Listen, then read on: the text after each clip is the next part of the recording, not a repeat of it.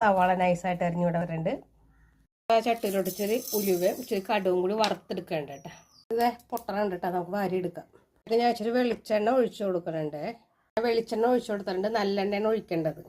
പിന്നെ ഇതേ പച്ചമുളക്, ഇഞ്ചി, വെളുത്തുള്ളി, ഇത് മൂന്നും കൂടെ കഴിച്ചു കൊടുക്കാം. മൂക്കട്ടെ കേട്ടോ.